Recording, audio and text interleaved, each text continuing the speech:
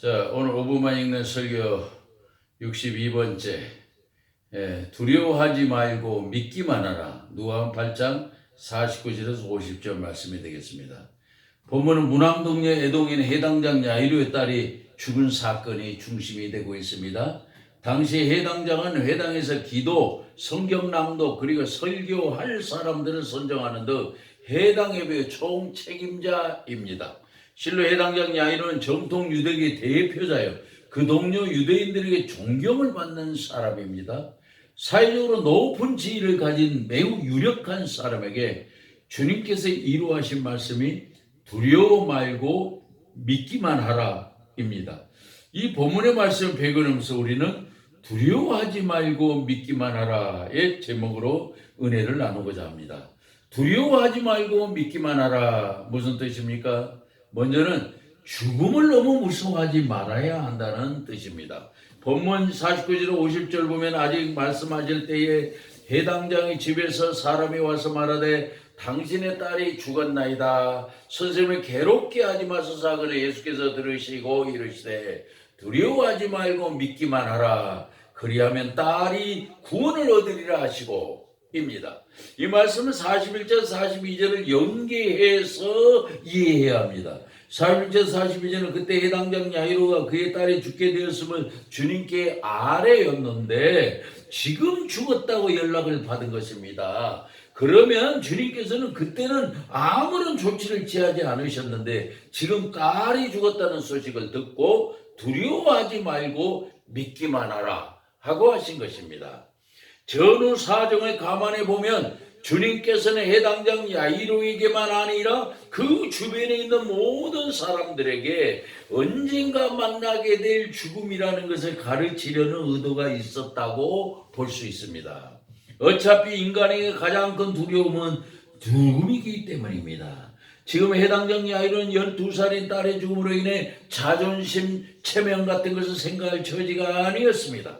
죽음은 야이로의 돈과 권세, 학벌과 지식, 지위와 명예를 모두 동원한다고 해도 죽은 딸을 붙잡을 수 없는 한계상하게 이르게 만든 것입니다.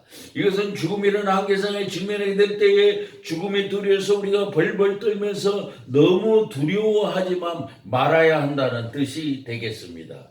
그 다음으로 두려워하지 말고 믿기만 하라. 무슨 뜻입니까? 주님에 대한 믿음을 가지면 죽음이 두렵지 않다는 뜻입니다. 다시 49절 50절을 읽습니다. 아직 말씀하실 때에 해당장의 집에서 사람이 와서 말하되 당신의 딸이 죽었나이다. 선생님을 괴롭게 하지 마소서 하거늘 예수께서 들으시고 이르시되 두려워하지 말고 믿기만 하라. 그리하면 딸이 구원을 얻으리라 하시고 입니다.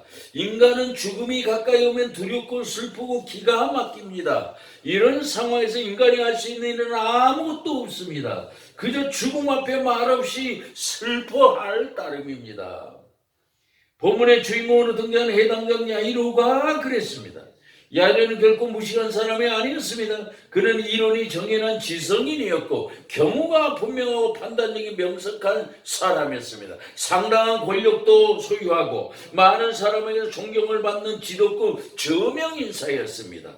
그런 그도 절박한 죽음의 상황에서 두려워 말고 믿기만 하라는 음성을 들어야만 했습니다. 이는 오늘 환난의 극한 상황에 처해있는 우리가 반드시 들어야 할 주님의 음성입니다. 저는 언젠가 TV에서 42세 젊은 나이로 자녀 둘을 남겨놓고 암으로 사망하는 건장한 남자의 죽음을 보았습니다.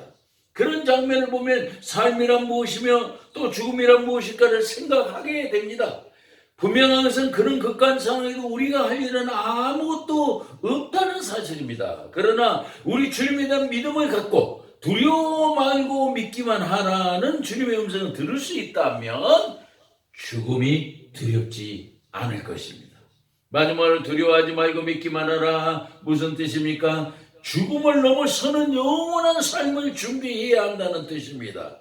다시 49절 50절 읽습니다. 아직 말씀하실 때 해당장의 집에서 사람이 와서 말하되 당신의 딸이 죽었나이다. 선생님을 괴롭게 하지 마소서 하거늘 예수께서 들으시고 이르시되 두려워하지 말고 믿기만 하라. 그리하면 딸이 구원을 얻으리라 하시고입니다. 주님께서는 야이로의 딸을 곧바로 살려준다는 것이 아니라 구원을 얻을 것이라고만 말하고 있습니다.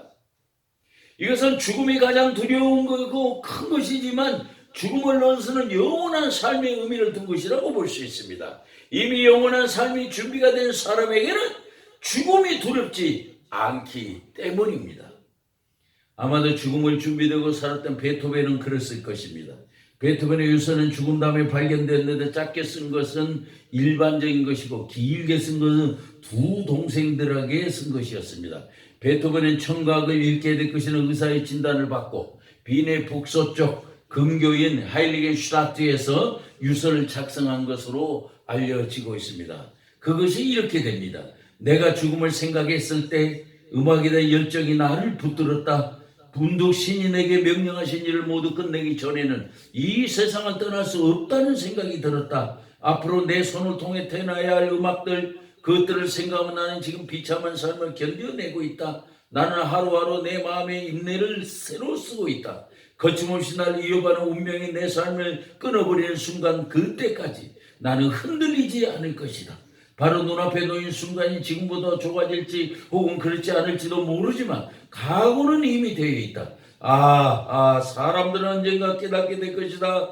비참한 운명을 어깨에 짊어지고도 음악가로서 최선을 다하기 위해서 몸부림친 사람이 있었다는 것을, 또한 불행하다고 생각하는 사람은 자기처럼 불행한 어떤 사람이 있었다는 사실을 깨닫고 이안을 삼을 것이다. 나의 예술 열정이 활활 타오르기 전에 죽음이 다가온다면 나의 운명이 아무리 무자비할지라도 나는 맞서 싸울 것이다. 언제든지 용감하게 그들을 맞으리라 입니다.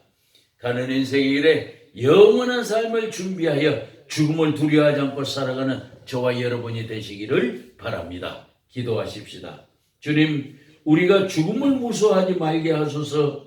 때로 우리가 죽음의 공포에 휩싸일 때 주님에 대한 믿음을 갖게 하소서. 그리고 죽음을 넘어서는 영원한 삶을 준비하게 하소서. 죽음을 넘어서는 영원한 삶을 준비하는 사람에게 반드시 복을 내리시는 예수님의 이름으로 기도합니다. 아멘.